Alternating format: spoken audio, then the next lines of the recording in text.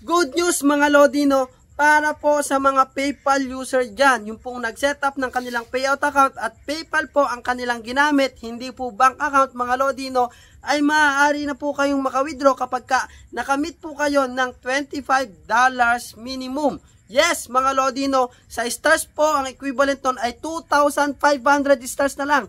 Hindi na po 10,000 stars. Okay? At syempre, isa po si Ma'am Arlene Garcia sa naka-payout na po dahil nakamit lamang po siya ng $48 at syempre mga Lodino, na-withdraw niya na po yung kanyang $48 dahil PayPal nga po ang kanyang gamit. At syempre, katulad rin po ng ibang mga kapwa natin content creator na PayPal user at naka-withdraw na po sila ng minimum ng $25 po yung kanilang na-earn. Kaya naman, congratulations po sa mga naka-PayPal user dyan. Hindi na po kayo mahihirapang ma-meet yung $100 minimum threshold dahil $25 na lamang po ang kinakailangan yung i-meet.